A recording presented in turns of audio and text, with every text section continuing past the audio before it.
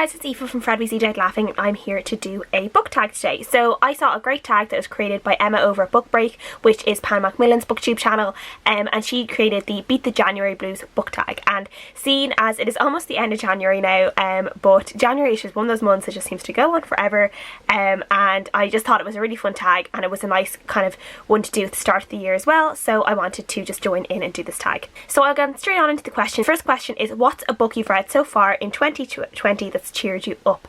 And I'm going to go for Olive Kitteridge by Elizabeth Strout, which I just talked about in my weekly wrap up last week, and this is one, to be fair, I was looking at the books I have read and not all of them have been like super cheery books. I need to read some happier books in 2020 so far, because these ones, the ones I've read so far, haven't been like typically like super happy books or cheerful books. So I decided to go for Olive Kitteridge, mostly because the audiobook was just an absolute delight. I listened to it on audiobook and I loved it so much, and I just loved the humanness and just the different relationships and some of the things. In this book we are following a woman called Olive Kitteridge, and we are getting some chapters from her point of view, other chapters from other people in the town that she lives in, and she kind of lives in a small knit community. We are getting loads of different type of just like a look into different people's lives, different types of families, different types of relationships, and Olive just kind of seems to appear sometimes a lot in some chapters and just very briefly in others, but she's always in the chapters in some kind of way if they're not her own chapters from her own point of view. But there are just some things that Olive Kitteridge just things that she says or things that she observes I just think are quite funny, and there are some things that are just so real and so human in this as well, that as well as it being funny, it's just it hits quite deeply as well, but sometimes in quite a good way, and I just really enjoyed my reading experience of it, and I definitely recommend it for people to read. Number 2 is recommend a book set in winter. The book I am going to recommend isn't typically, the whole thing isn't set in winter, but it definitely is one of those ones that when I think of wintry books it reminds me of winter, and that's All the Light We Cannot See by Anthony Doerr. Some parts of it do take place in winter.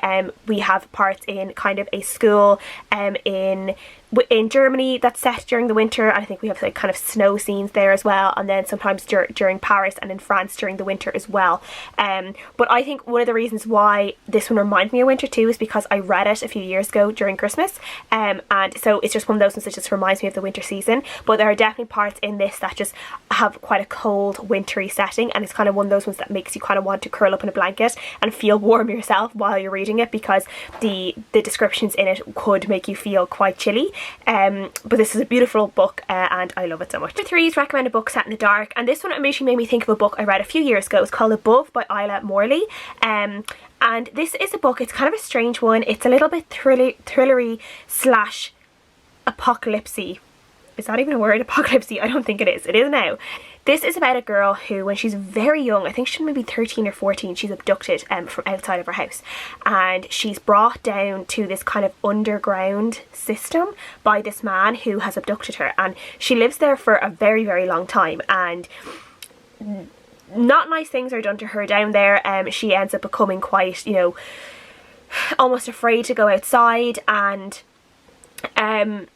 so a lot of it is obviously underground in the dark, quite like, think of almost like Unbreakable Kimmy Schmidt, but in an actual serious way, you know, like the underground bunker, it's kind of like that, and she's kept there, and then eventually she does go outside, but when she goes outside she ends up finding a completely different world than the one she left so many years ago, and as I said, that's why it's a tiny bit kind of sci-fi slash apocalypse plus thriller-esque, but it's definitely one that just makes me think of the dark, and there's parts of it that are very creepy, and yeah, it just, and I think the cover of it as well just reminds me of being in the dark, so that's one I have to say for this answer. 4 is recommend a book set in a cold climate. I'm going to go for Beartown by Frederick Backman. This is also called The Scandal in the UK and Ireland, and parts of Europe I think, and this is a book set in, I think it's set in Sweden because Frederick Backman is Swedish, so I'm pretty sure it's set in this kind of rural town in Sweden where the only thing kind of going for the town is the hockey team, and for the first time in a few years they have a really strong hockey team,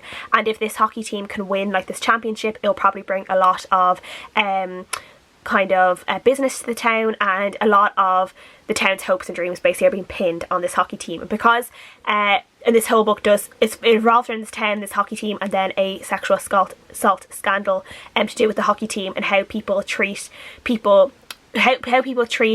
men who have apparently done this crime, who are especially when they're sports stars, and a lot of things are kind of hopes and dreams are pinned on these people, and also how women who how they're victim blamed and how they're treated when they report sexual assault, basically. It's a very interesting book, really good, very character driven. I love it. But it's definitely set in a cold climate because obviously we have ice hockey, ice, snow, like a foresty type of place in Sweden, and it's definitely set in a cold climate, so yeah. Number 5 is to recommend a book that takes place over a whole year, and I was having some trouble for some reason trying to find a book that took place kind of within a year, and I've decided to go for Fangirl by Rainbow Rowell, which I read last year and I quite enjoyed. I don't know where my copy of it is. It's somewhere here, but I don't know where. This one we are following a girl called Kat who goes to college, and she has a lot of anxiety issues, and for the first time in basically her whole life she's going to be living away from her twin sister. Her twin sister's decided to share a dorm room with another girl rather than share it with Kat, and Kat basically has to try and deal with her anxiety, deal with going to college, and just all these new experiences. And we are kind of following Kat from near the start of her college, her first year in college, to near the end of it, I believe, and then so we're kind of following her journey with everything about making new friends and new experiences and stuff throughout that year. And yeah, I really enjoyed it, but it's definitely one that kind of spans a good chunk of, if it doesn't span a whole year, it spans a really long chunk of a year, so yeah. 6 is to recommend a spot to read, and for me, one of my favourite spots to read is either in my bed, in my duvet with loads of like cushions piled behind me, so I kind of like really snuggle up and I'm just like surrounded by coziness. And I also really like to read in front of the fire downstairs when the fire is lit. It's just so lovely and warm and cozy with the dogs by my feet normally, and I normally have like a couple of dogs by my feet, and then I have Desi who likes to just like lie or sit up right near the chair, and he kind of just like throws his head back and stares at me while I read. So that's definitely a cozy spot for me to read too. Number 7 is to recommend a reading snack. One of my favourite reading snacks is really simple. It's either tea and a biscuit or tea and some cake.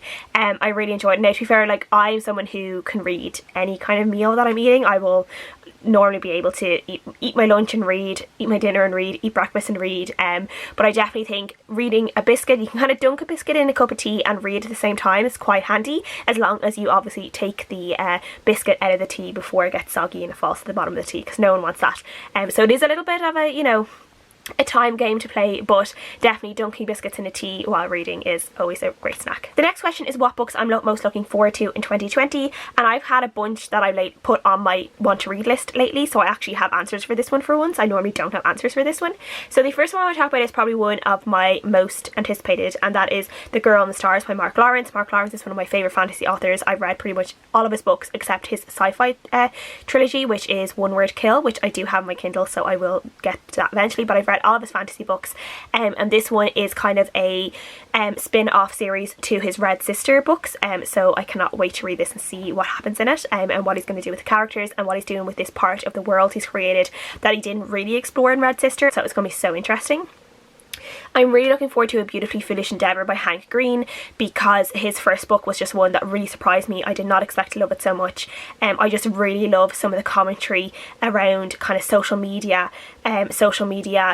justice and what it's like to be an influencer, and it was just so interesting, and I just really liked some of the points he made in it, and I thought the characters he created, who were very unlikable and likeable at the same time, were just so interesting, and I think he's a real talent for writing, and I cannot wait to see what the next book brings. Another one I'm really excited for is the Noblemans Guy to Scandal and Shipwreck by Mackenzie Lee. This is the third book in the Montague siblings trilogy.